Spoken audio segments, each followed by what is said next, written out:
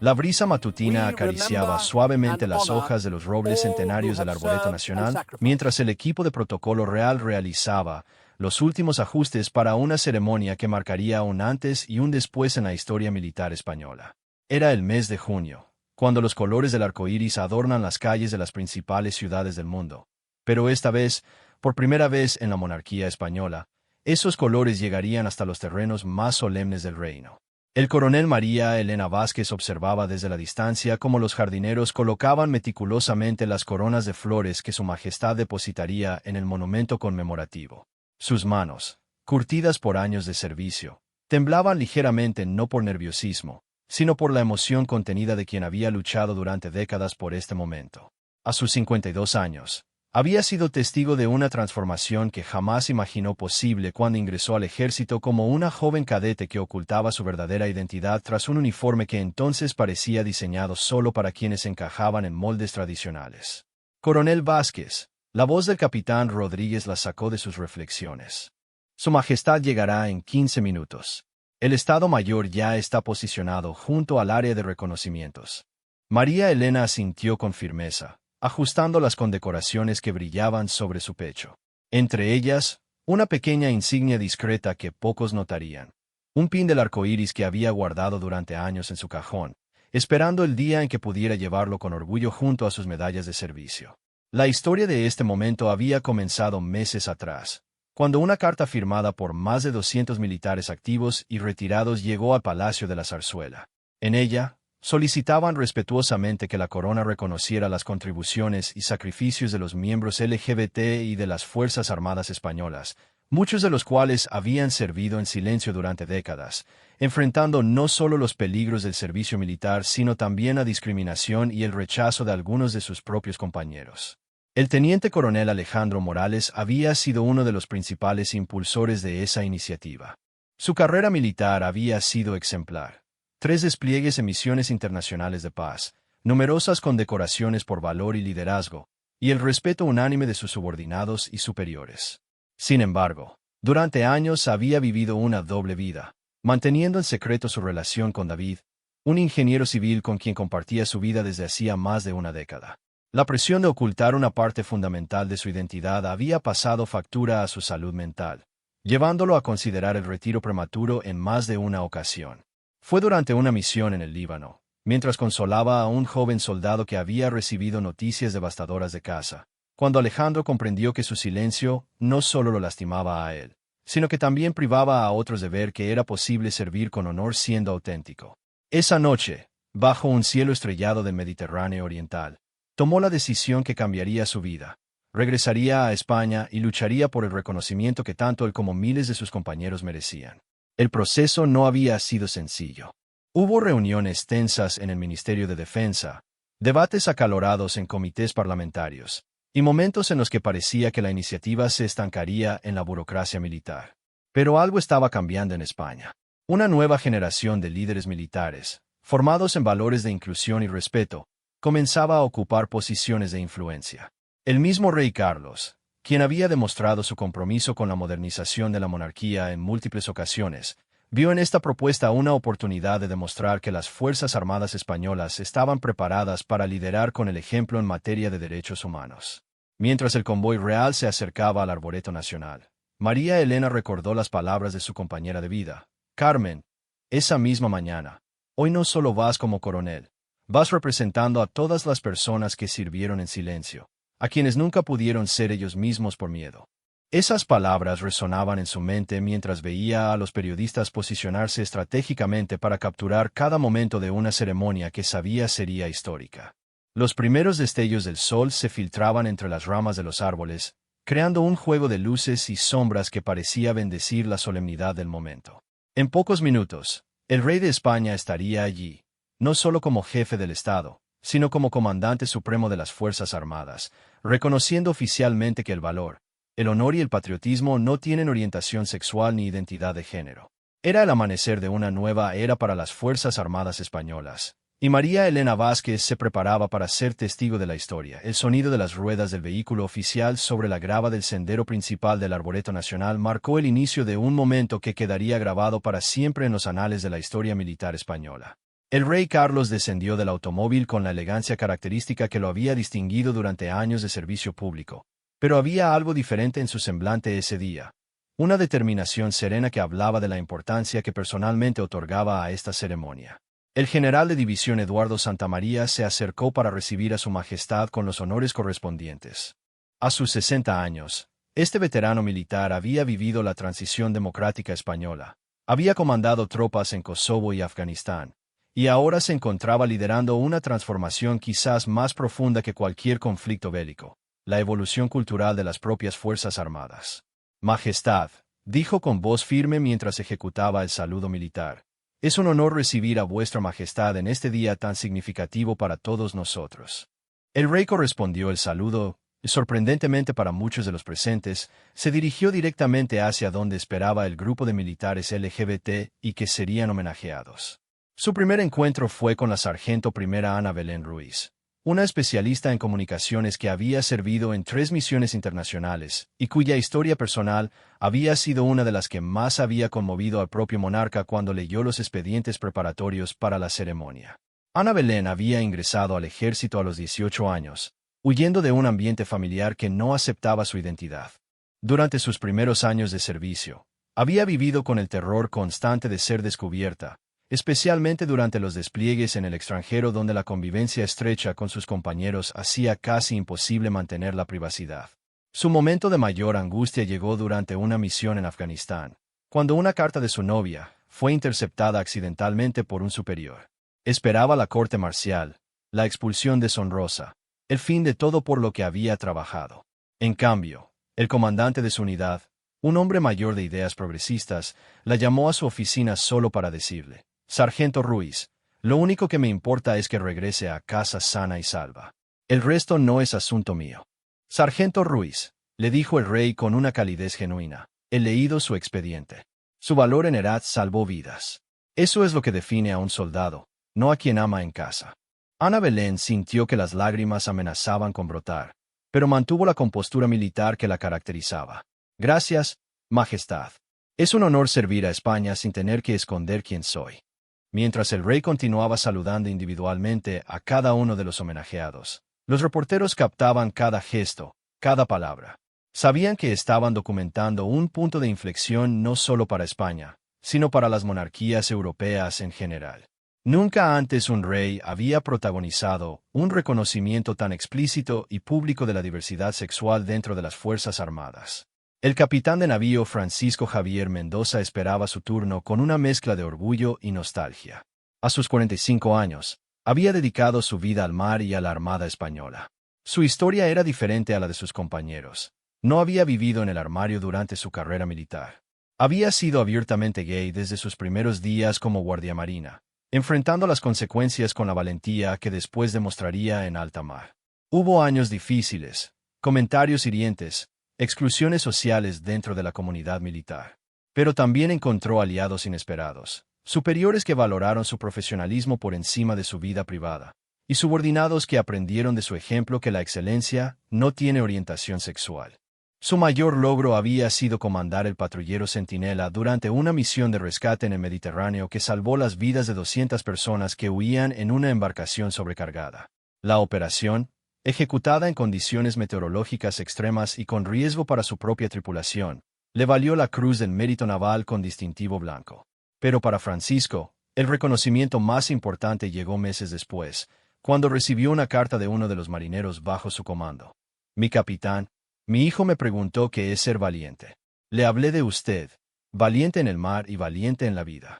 Cuando el rey se acercó a él, Francisco ejecutó el saludo naval con la precisión que había perfeccionado durante décadas. «Capitán de navío Mendoza», le dijo su majestad, «su liderazgo en el Mediterráneo honra a la Armada Española. Pero su coraje personal honra a España entera». El intercambio fue breve pero intenso, cargado del significado que ambos hombres comprendían perfectamente. La ceremonia continuaba desarrollándose bajo la atenta mirada de representantes de organizaciones de derechos humanos, veteranos militares, familiares de los homenajeados, y una selecta representación de la prensa nacional e internacional. Cada saludo, cada reconocimiento, construía un nuevo narrativo sobre lo que significaba servir a la patria en el siglo XXI. Las Fuerzas Armadas españolas no solo protegían el territorio y los intereses nacionales, también defendían los valores democráticos y de inclusión que definían a la España moderna. El momento culminante se acercaba, la imposición de condecoraciones y el discurso real que, según habían anticipado fuentes de Casa Real, incluiría declaraciones sin precedentes sobre el futuro de la diversidad en las instituciones militares españolas. El viento suave que mecía las copas de los árboles parecía susurrar que la historia estaba siendo reescrita en tiempo real. El momento solemne de la imposición de condecoraciones había llegado. Bajo un dosel natural formado por las ramas entrelazadas de robles y castaños centenarios, se había dispuesto una mesa de protocolos sobre la cual brillaban las insignias que reconocerían oficialmente el mérito y el sacrificio de aquellos militares que habían servido con distinción mientras enfrentaban la adversidad adicional de la discriminación por su orientación sexual o identidad de género. La primera en ser llamada fue la comandante Patricia Herrera, una oficial de inteligencia cuya carrera había estado marcada tanto por logros excepcionales como por desafíos extraordinarios. Patricia había sido una de las primeras mujeres transgénero en servir abiertamente en las Fuerzas Armadas españolas, tras completar su transición durante un permiso de varios meses que había solicitado oficialmente. Su regreso al servicio activo había sido un momento de incertidumbre no solo para ella, sino para toda la institución militar, que se vio obligada a adaptar protocolos, reglamentos, más importante aún, mentalidades. Durante sus 20 años de servicio, Patricia había demostrado una y otra vez que su valía profesional trascendía cualquier consideración sobre su identidad personal. Su expertise en análisis de amenazas terroristas había sido crucial en operaciones que previnieron ataques en territorio español, y su trabajo de inteligencia durante misiones en Mali había sido reconocido por aliados internacionales. Sin embargo, el camino no había sido fácil. Hubo periodos de aislamiento, comentarios malintencionados, y momentos en los que consideró abandonar la carrera que amaba para evitar el sufrimiento personal. Comandante Herrera, anunció el rey con voz clara que resonó por todo el arboreto, por su excepcional servicio a España y por su valor personal al servir con autenticidad e integridad, recibe la medalla al mérito militar con distintivo blanco. Mientras su majestad colocaba la condecoración sobre el uniforme impecable de Patricia, ella mantuvo la compostura militar, aunque por dentro experimentaba una tormenta de emociones que incluía alivio, orgullo y una profunda gratitud hacia quienes habían hecho posible este momento. El siguiente en ser reconocido fue el cabo primero Miguel Ángel Torres, un joven de 27 años cuya historia representaba a una nueva generación de militares LGBT y que había crecido en una España más tolerante, pero que aún enfrentaba desafíos significativos dentro del contexto militar. Miguel Ángel había ingresado al ejército como soldado profesional directamente desde su pueblo natal en Extremadura, donde nunca había ocultado su homosexualidad pero donde tampoco había encontrado mucho apoyo. Su especialización como técnico en sistemas de comunicación lo había llevado a destacar rápidamente, pero fue durante un despliegue en Irak donde su verdadera personalidad se reveló completamente. Cuando su unidad quedó temporalmente aislada durante una tormenta de arena que duró 3 días, Miguel Ángel no solo mantuvo operativos los sistemas de comunicación bajo condiciones extremas, sino que también se convirtió en el apoyo emocional de soldados más jóvenes que experimentaban su primer despliegue en zona de combate. Su capacidad para combinar competencia técnica con liderazgo empático le valió el respeto inmediato de todos sus compañeros, independientemente de cualquier prejuicio previo que pudieran haber tenido. Cabo Primero Torres, declaró el rey mientras sostenía una cruz del mérito militar. Su profesionalismo y dedicación en condiciones adversas ejemplifican lo mejor de las Fuerzas Armadas españolas. La emoción fue evidente en el rostro de Miguel Ángel, no solo por el reconocimiento personal, sino por lo que representaba para tantos jóvenes LGBT y que podrían estar considerando una carrera militar. Entre los presentes se encontraba también el teniente coronel retirado Carlos Mendizábal, de 72 años, quien representaba a una generación anterior de militares LGBT y que habían servido durante épocas mucho más difíciles. Carlos había ingresado al ejército en 1970, durante los últimos años del franquismo, cuando la homosexualidad no solo era incompatible con la carrera militar, sino que podía acarrear consecuencias penales. Durante 40 años de servicio, había mantenido su orientación sexual en el más absoluto secreto, desarrollando una carrera brillante en ingeniería militar mientras vivía una vida personal fragmentada y llena de temor. Su presencia en la ceremonia había sido especialmente significativa para los organizadores del evento, ya que representaba el reconocimiento póstumo de décadas de sacrificio silencioso. Carlos nunca había podido ser abierto sobre su identidad, nunca había podido compartir su vida personal con sus compañeros, nunca había podido llevar a una pareja a eventos sociales militares. Había dedicado su vida al servicio de España a un costo personal extraordinario, y aunque ya estaba retirado, su presencia en esa ceremonia era un acto de justicia histórica. Teniente Coronel Mendizábal, dijo el rey con particular solemnidad, su servicio durante 4 décadas, a menudo en circunstancias de extraordinaria dificultad personal, merece no solo reconocimiento, sino nuestro más profundo respeto y gratitud. La imposición de la encomienda de la Orden del Mérito Civil fue acompañada por un aplauso espontáneo de todos los presentes, un momento que trascendía el protocolo militar para convertirse en una expresión humana de justicia largamente postergada. Mientras la ceremonia de condecoraciones continuaba, los familiares de los homenajeados observaban desde una zona designada, muchos de ellos experimentando por primera vez la posibilidad de sentir orgullo público por sus seres queridos sin el temor al rechazo o la discriminación. Esposos, esposas, parejas, padres, madres e hijos veían cómo las instituciones del Estado español no solo aceptaban, sino que celebraban la diversidad dentro de sus filas más tradicionales y conservadoras. El ambiente en el Arboreto Nacional había trascendido lo ceremonial para convertirse en algo profundamente transformador, donde cada condecoración impuesta representaba no solo el reconocimiento individual, sino un paso hacia una sociedad más justa e inclusiva. El momento más esperado de la ceremonia había llegado, el discurso de Su Majestad el Rey Carlos. Un atril había sido colocado estratégicamente frente al monumento conmemorativo, rodeado por la formación militar que incluía a todos los homenajeados y una representación de las diferentes ramas de las Fuerzas Armadas españolas. El silencio que se apoderó del arboreto era tan profundo que se podía escuchar el susurro del viento entre las hojas y el canto lejano de los pájaros que habitaban este refugio natural en el corazón de Madrid. El rey se acercó al micrófono con pasos medidos, portando en su mano un discurso que había sido preparado no solo por el equipo de comunicación de Casa Real, sino que había sido revisado y modificado personalmente por él mismo durante las últimas semanas. Sabía que sus palabras trascenderían las fronteras de España y serían analizadas por instituciones militares, organizaciones de derechos humanos y gobiernos de todo el mundo. Oficiales, suboficiales y soldados de las Fuerzas Armadas españolas. Comenzó con voz clara y firme: familiares, amigos y ciudadanos todos, hoy nos reunimos en este lugar sagrado de nuestra memoria colectiva para reconocer una verdad que durante demasiado tiempo ha permanecido en las sombras.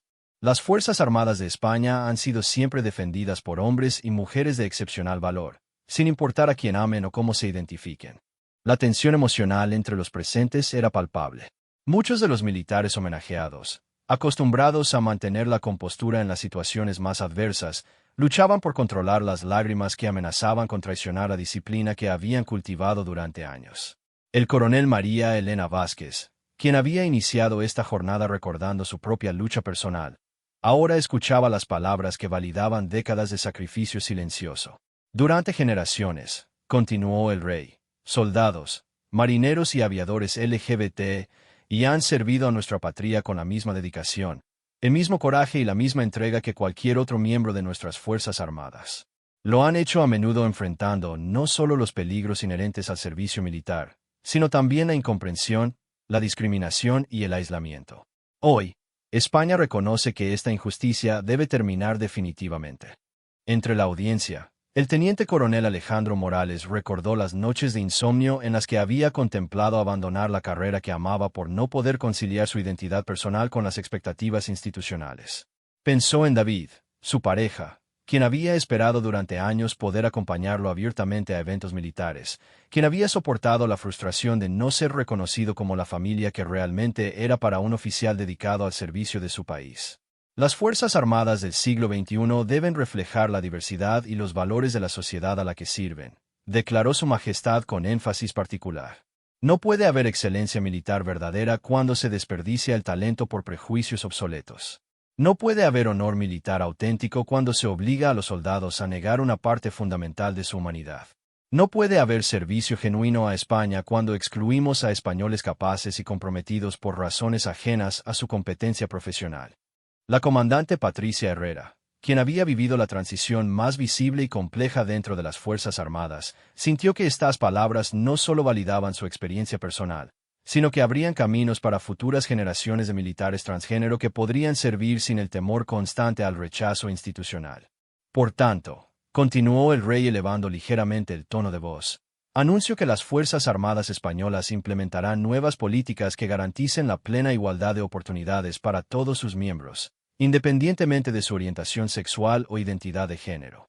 Estas políticas incluirán protocolos específicos contra la discriminación, programas de formación en diversidad para todo el personal, y sistemas de apoyo para militares LGBT y sus familias. El impacto de este anuncio resonó inmediatamente entre los presentes. Los periodistas capturaron el momento histórico, sabiendo que estas declaraciones marcarían un precedente no solo para España, sino para otras monarquías europeas y fuerzas armadas aliadas. Los representantes de organizaciones de derechos humanos que habían luchado durante años por este reconocimiento experimentaron una satisfacción profunda al ver que sus esfuerzos habían contribuido a un cambio institucional real.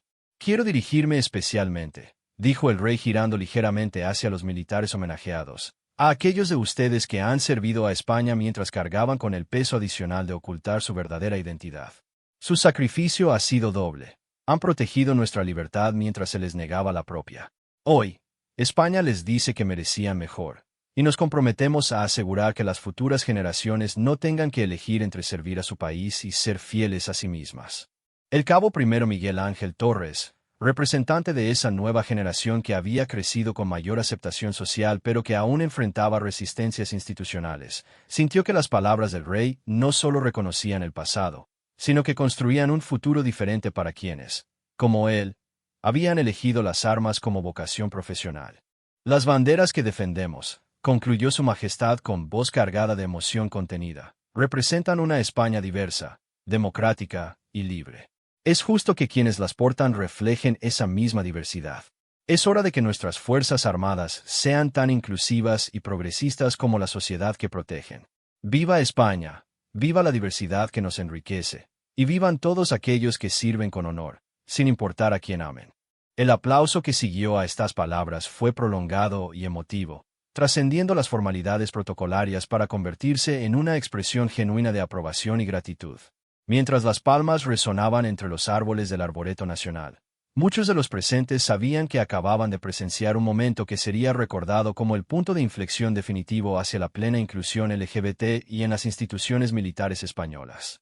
Cuando el eco del último aplauso se desvaneció entre las ramas, España había dado un paso definitivo hacia un futuro donde el valor militar y la autenticidad personal ya no serían conceptos incompatibles, sino complementarios en la construcción de unas fuerzas armadas verdaderamente representativas del país al que servían.